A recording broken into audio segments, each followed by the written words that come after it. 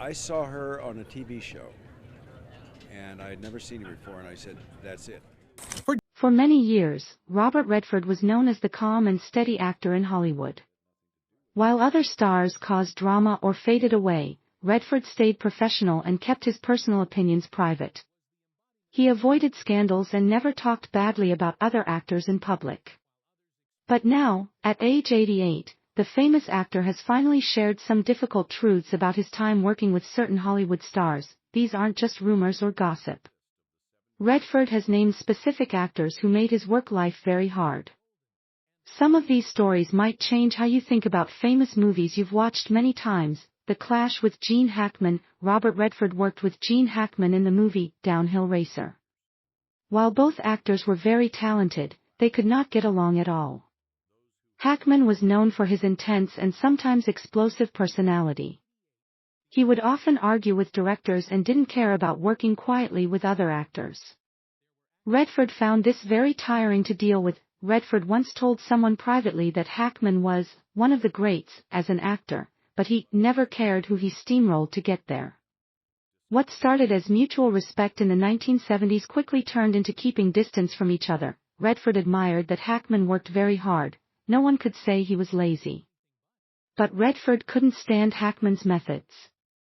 Hackman treated every role like he was going into battle. He didn't just act in scenes, he tried to dominate them. Directors often got caught in the middle of conflicts, and other actors suffered as a result. Redford preferred working together as a team and keeping things calm on set. He found Hackman's unpredictable behavior very disruptive. One assistant director who worked on Downhill Racer said, "You never knew which Hackman you'd get, brilliant or angry." There were small arguments throughout filming, but one incident really destroyed their working relationship forever. During an important scene that needed subtle emotions, Hackman became very angry about how the lights were set up. He thought the lighting made him look bad, so he refused to come out of his trailer. This delayed filming for almost an hour. The director tried to fix the situation but couldn't convince Hackman to come out. Finally, Redford walked to Hackman's trailer himself. He opened the door and, in front of all the crew members, told Hackman, "This isn't your movie, Gene. It's a team effort. Show up or step aside." Hackman did come out and finish the scene, but he and Redford never spoke to each other off camera again. In private conversations, Redford would describe Hackman as a sledgehammer in a violin shop. It wasn't that Redford questioned Hackman's talent, he never denied that Hackman was a great actor. The problem was about control, personality, and basic respect for other people. When Redford started producing and directing movies in the late 1970s, he reportedly said no to casting Hackman in several projects. He would write, "Not worth it," in the margins next to Hackman's name, adding, "Brilliant actor, impossible human." Both actors continued to have successful careers over the decades. Both won Academy Awards and became icons of the new Hollywood era. But they never worked together again. Years later, when someone asked Redford if he regretted not working with Hackman more often, Redford paused, smiled diplomatically, and said, "Some pairings only need to happen once." He left it at that. The political clash with James Woods. Robert Redford and James Woods never actually made a full movie together, but their conflicts became well known in Hollywood. Woods auditioned for supporting roles in several Redford projects and was rejected every time. Redford later admitted he found Woods deeply unsettling and very difficult to even be in the same room with. Their political beliefs were completely opposite, and this made their interactions even more difficult. One casting session ended with Redford walking out after Woods started arguing with him about Vietnam War policy during an audition for a courtroom drama. Redford said later, "He brought chaos to places that needed quiet. I wasn't interested in managing that energy." While politics certainly didn't help their relationship, it wasn't just about different political views. Redford was measured, principled, and understated in his approach. Woods was confrontational and exhausting to deal with. Woods seemed to pride himself on being the smartest person in every room, but Redford didn't want to play games of intellectual competition. He never wanted to understand the story. Redford reportedly said about their first meeting. He wanted to dominate it. The two men were completely different as creative people. Redford worked best with quiet intensity, focusing on character details and emotional layers. Woods, by contrast, would explode into rooms with kinetic energy, sharp, wired, and often unpredictable. One casting director said, "He could give you brilliance, but you had to survive the storm first." Redford wasn't willing to take that chance. The clash between them became famous among casting directors. One particularly tense encounter happened in the late 1980s during preparation for a legal thriller Redford was developing. Woods came in to audition for a supporting role and started the scene with razor-sharp precision. But halfway through, he broke character to argue about a line's political meaning. What began as an acting exercise quickly turned into Woods giving a lecture about Cold War foreign policy.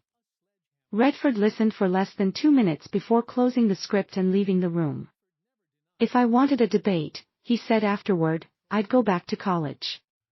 Years later, Woods continued to take shots at Redford in interviews and private industry panels.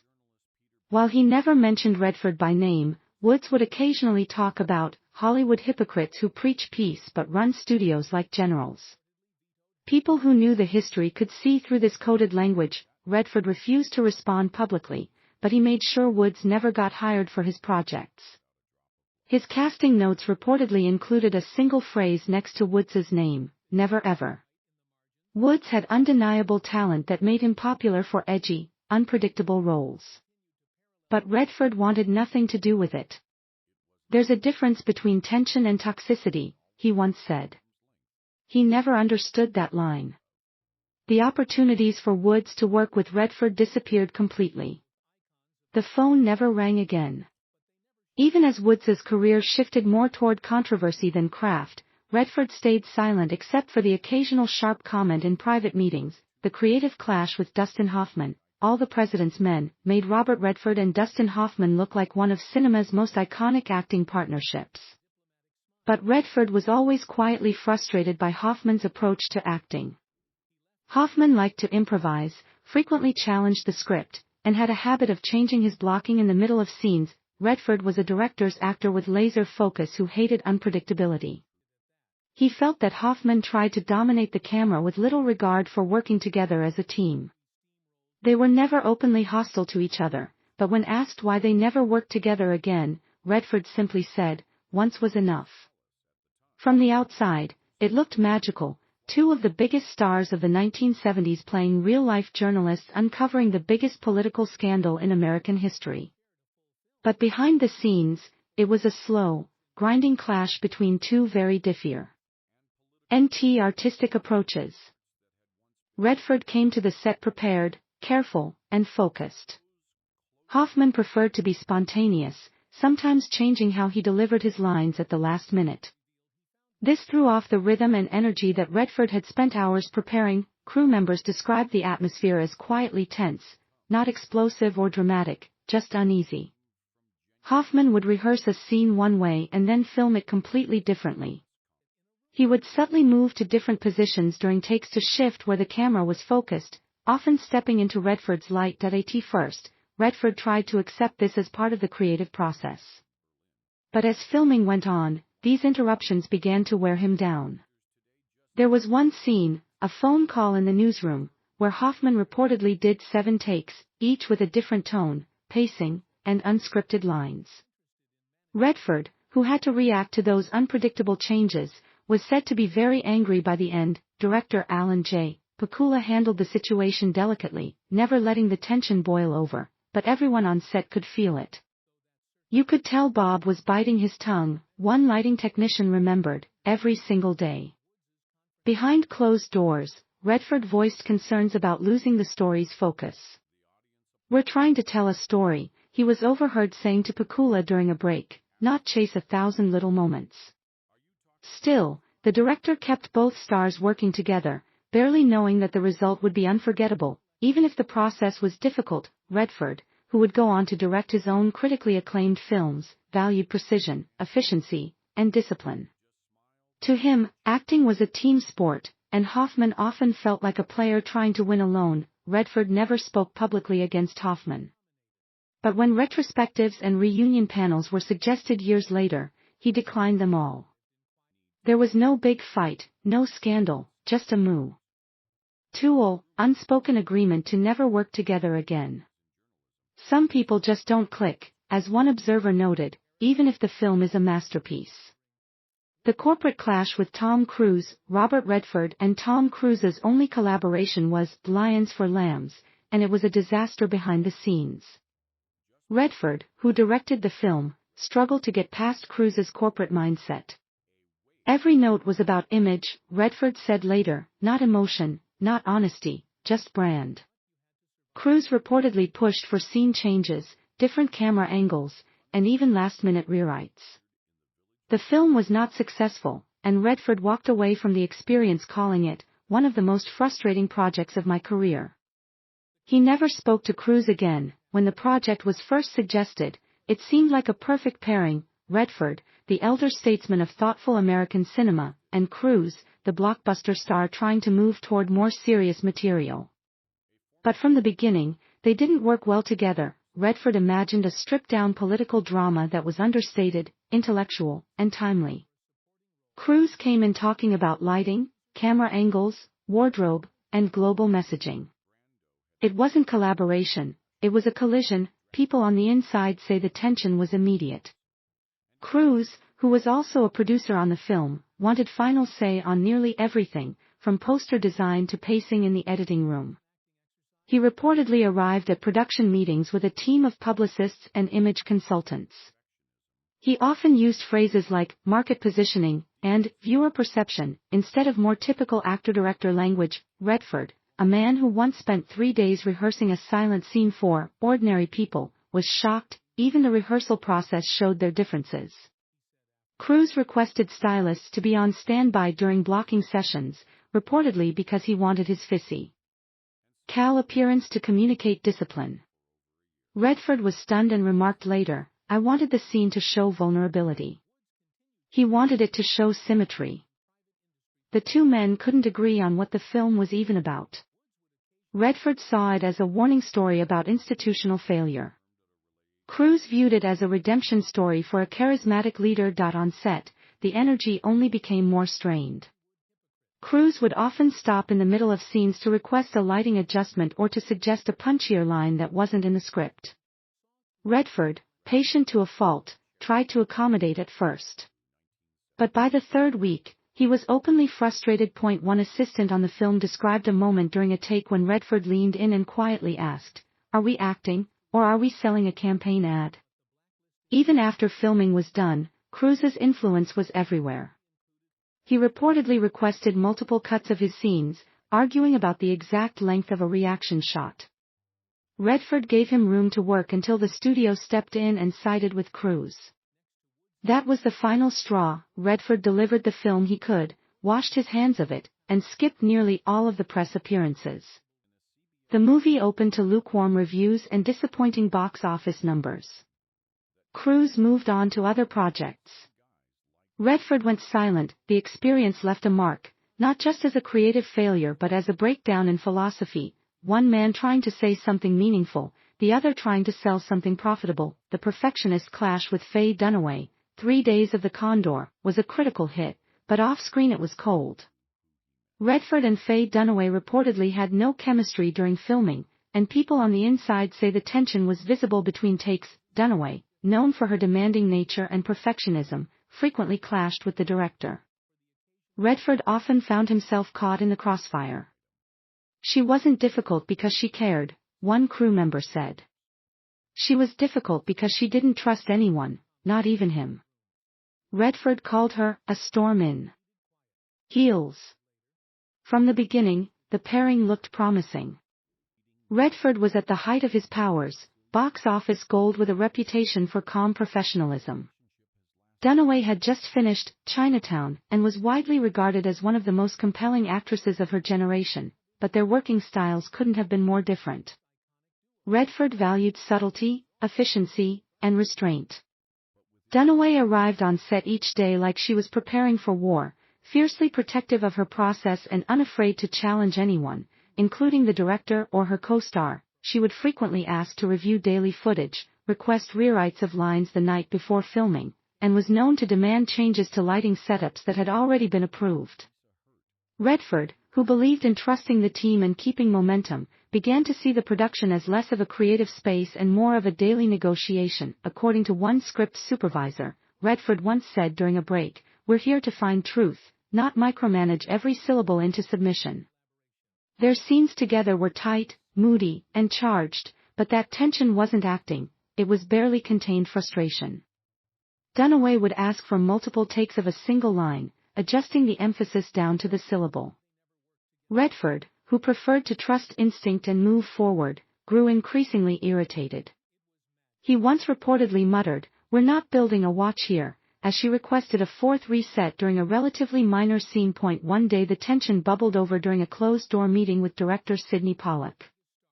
Dunaway had questioned the emotional logic of her character in a key scene. Redford, sitting silently at first, finally snapped, "It's espionage, Faye, not Chekhov." The room went quiet. She walked out. The next day she returned as if nothing had happened, but the mood never recovered. Despite the on-screen intimacy required by the script, there was nothing warm about their dynamic. Redford reportedly requested that a body double be used for insert shots after Dunaway finished her scenes.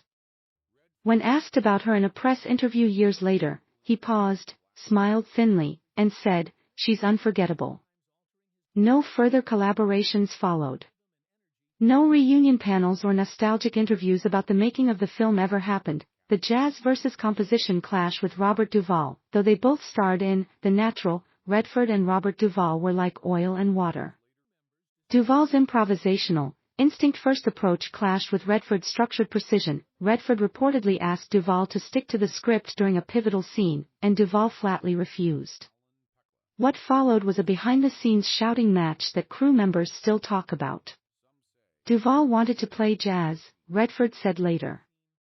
"I wanted to play composition. It wasn't music, it was noise." From day one on set, their differences were obvious. Redford approached the film like a symphony, rehearsed, timed, emotionally calibrated. He had spent weeks preparing for the role of Roy Hobbs, fine-tuning every detail down to body language and breathing. Duvall, meanwhile, showed up with no notes, no rehearsal plans, and a firm belief that real acting came from the gut, not the page. At first, Redford admired the rawness. Duvall's portrayal of cynical sports writer Max Mercy was electric, unpredictable, and deeply authentic. But as the shoot wore on, that same unpredictability became a problem. Duvall would rewrite lines while getting his makeup done, shift the rhythm of a scene without warning, or deliver a completely different emotional tone from take to take. Redford, known for his patience, began to lose it. Their differences weren't just about acting style, they were personal. Redford was quiet, measured, deliberate. Duvall was explosive, volatile, almost gleefully chaotic. On the set of The Natural, that contrast created an undercurrent of friction that never quite boiled over but never cooled either. "They were both brilliant," said one crew member, "but they weren't making the same movie." The breaking point came during a crucial confrontation scene. Redford wanted to hit a specific emotional beat, one that tied directly into a larger story arc he and director Barry Levinson had carefully constructed. Duvall, uninterested in any arc that wasn't his own, kept undercutting the tension with sarcastic ad-libs. Redford stopped the take, turned to Duvall, and said, "It's not your movie." Duvall fired back, "It's not anyone's until it's real." They argued for 15 minutes while the cameras sat in silence. Crew members backed away. One sound technician later said it was like watching a campfire turn into a forest fire. Levinson eventually stepped in to mediate, and the scene was completed.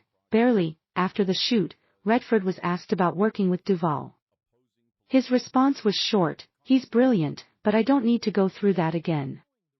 Duvall never responded publicly, but the two were never in the same room again, even during press tours. There's a reason no second collaboration ever happened, not because of lack of opportunity, but because neither man had forgotten the flame out. the unexpected revelation about Paul Newman. This is the name no one expected, the man most associated with Redford, the partner in Butch Cassidy and the Sundance Kid, and The Sting, the other half of the Hollywood myth. But according to Redford, the relationship wasn't what it seemed. He was charming, Redford said, but he always kept a distance. And sometimes he played dumb to get away with more than he should have. There was no dramatic fight, just the slow erosion of trust. When Newman began taking more producer control on The Sting, Redford felt the shift. He stopped being my co-star and started being my competition, he once confided. The friendship never only broke, but it faded into polite distance. From the outside, they were lightning in a bottle, the perfect contrast. Newman was all cool, blue charisma and effortless magnetism. Redford was the quiet storm, thoughtful and composed.